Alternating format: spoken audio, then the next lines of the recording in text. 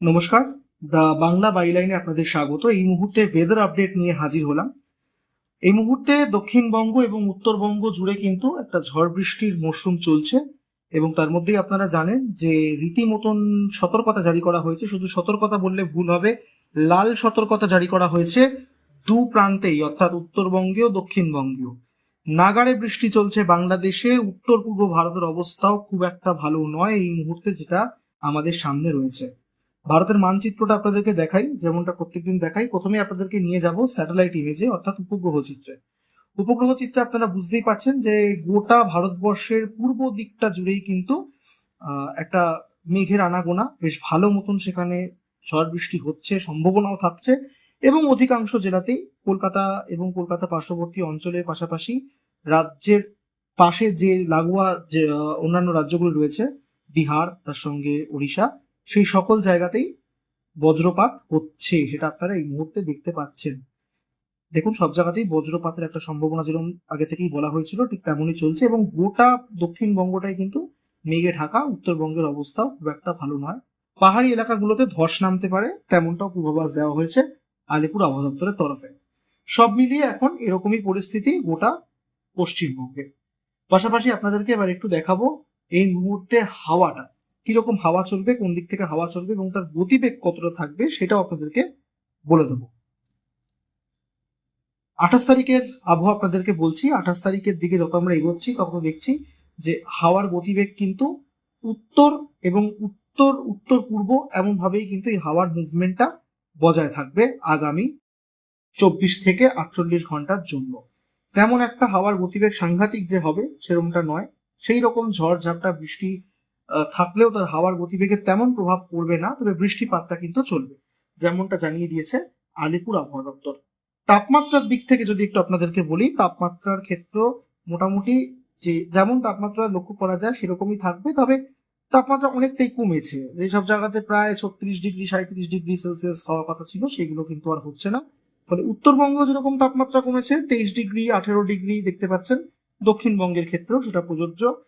Shantipur 26 degree, Katwa 25, Bardhaman 26, কলকাতাতেও 26, অর্থাৎ এই 26 থেকে 27 এই একটা জোনের মধ্যে ঘোরাফেরা করছে। তাপমাত্রার তেমন একটা তারতম্য কিন্তু ঘটছে না, যেমনটা আপনাদেরকে দেখাচ্ছি। দ্রুত এবার আপনাদেরকে দেখায় যে বৃষ্টিপাতটা কোথায় কেমন হবে, কারণ বৃষ্টিটা খুবই গুরুত্বপূর্ণ একটা বিষয়। অনেক মানুষ অনেক কাজকর্ম করেন এই আবহাওয়ার বিষয়টিকে মাথায় রেখে। তো দেখে নেব একটু বৃষ্টি কোথায় কিরকম হবে, কোথায় কিরকম চলছে।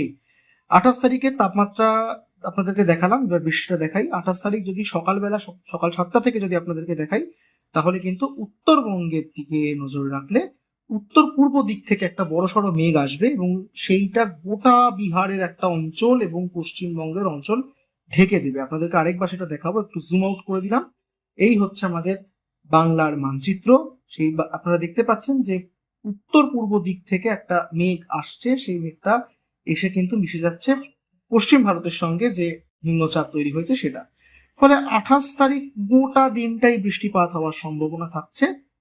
29 তারিখ থেকে কিছুটা পরিষ্কার হতে পারে, অর্থাৎ রবিবার থেকে। কিন্তু 28 তারিখ শনিবার দিন আপনার গোটা দক্ষিণবঙ্গ জুড়েই বৃষ্টির মরশুমটা বজায় থাকছে, যেমনটা আগে ভাগেই আপনাদেরকে আমরা জানিয়েছিলাম। কোথায় কোথায় রেইন অ্যাকিউমুলেশন, কোন কোন জায়গাতে ভারী বৃষ্টিপাতের সম্ভাবনা থাকছে সেটা আপনাদেরকে দেখিয়ে দিচ্ছি।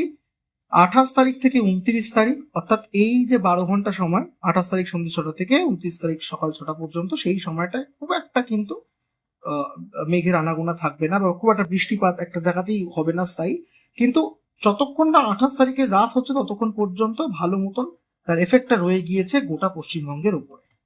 আপনাদেরকে দ্রুত একটু নিয়ে যাই এবার সাউথ বেঙ্গল, অর্থাৎ দক্ষিণবঙ্গের দিকে। সেখানেও বলা হচ্ছে কলকাতা, হাওড়া, হুগলি, উত্তর 24 পরগনা, দক্ষিণ 24 পরগনা, পূর্ব মেদিনীপুর, পশ্চিম মেদিনীপুর, ঝাড়গ্রাম, পুরুলিয়া, বাঁকুড়া, পূর্ব বর্ধমান, পশ্চিম বর্ধমান, বীরভূম, মুর্শিদাবাদ, নদিয়া, অর্থাৎ দক্ষিণবঙ্গের সব জেলাতে হালকা থেকে মাঝারি বৃষ্টিপাত সঙ্গে বজ্রপাতের সম্ভাবনাও থাকছে। 28 তারিখের ক্ষেত্রে সেই ক্ষেত্রে কিন্তু সেরকম কোনো ওয়ার্নিং ঘোষণা করা হয়নি। দেখতেই পাচ্ছেন পুরো নীল লেখা আছে, অর্থাৎ কোনো রকম ওয়ার্নিং ঘোষণা করা হয়নি। উত্তরবঙ্গের দিকে যদি নজর রাখি, উত্তরবঙ্গেও হালকা থেকে মাঝারি বৃষ্টিপাত, যেমনটা দক্ষিণবঙ্গে আপনাদেরকে বললাম সেক্ষেত্রেও দার্জিলিং, জলপাইগুড়ি, কালিম্পং, আলিপুরদুয়ার, কোচবিহার, 2 দিনাজপুর, মালদাতেও একই রকম সতর্কতা। কিন্তু এই ক্ষেত্রে 28 তারিখে যখন আমরা ঢুকছি 27 তারিখ থেকে, সেখানে কিন্তু কমলা সতর্কতা থাকছে। কমলা সতর্কতা, আবার কোচবিহার জেলাটাতে হলুদ সতর্কতা।